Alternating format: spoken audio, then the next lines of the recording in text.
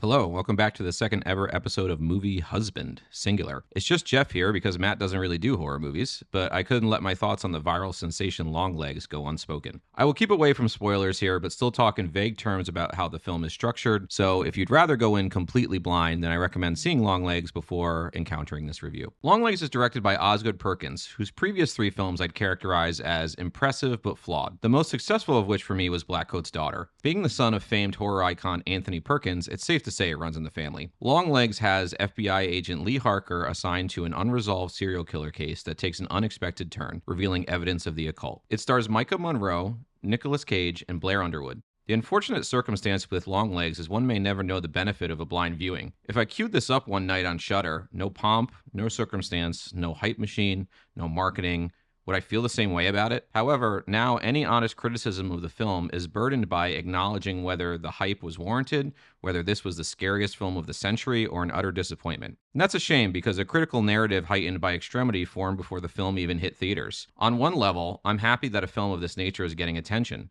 This is a formally controlled, restrained film of uneasy explanations and violent revelations. However, the marketing advertises the film that this is simply not. The film is not a terrifying descent into hell, but a slow, lurking sense of foreboding tension, occasionally heightened to a fever pitch. Perkins' formal control as a director borders on extraordinary. He has an elegant way of composing shots and sequences, placing the focal point surrounded by off-kilter open space, inviting eyes to peek in the unfocused corners. This film employs something I can only characterize as an anti-jump scare. There's not a sudden audible jolt, but instead your eyes searching the background of a shot settle on a menacing image that was absent from your perception minutes ago, and there's a quick shudder down your spine. Maika Monroe is good in the film, even for a role that's uninviting and difficult to manifest. Harker's character does not betray much feeling and seems almost comically antisocial, especially in the film's first two acts. The role demands subtlety from the actor, conveying inner feeling with little dialogue. Cage's performance is more blatantly unhinged, and frankly could have been dialed back a bit.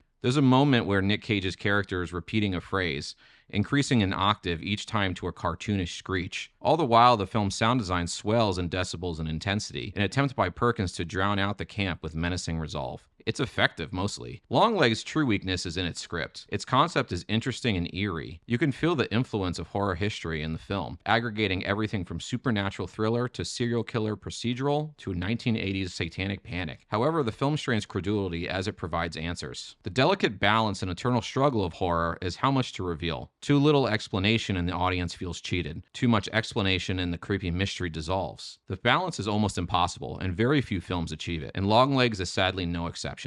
Though the film saves its most visceral thrills for the end, it's also when it becomes the least interesting. With a sudden change from ephemeral doom to expositional logistics, the film neither answers enough questions nor maintains the abstract spookiness of its beginning, oddly feeling like the worst of both worlds. It hardly ruins a great setup, but is the only time Longlegs veers into crowd-pleasing territory, quickly answering questions and checking boxes, hampering the chilly vibe. The film's most effective and bracing sequences are those of restraint, like the hair-raising opening scene, which shows you everything yet nothing at all. Ultimately, Longlegs is neither a masterpiece nor a disappointment. It's a startlingly well-made horror film, one of a more gifted director than most quote-unquote elevated horror films. It's a conglomeration of horror tropes effectively rendered, searching for a script with a more detailed, piercing story, one that would ruin my day and force me to contemplate evil as I was laying in bed that night.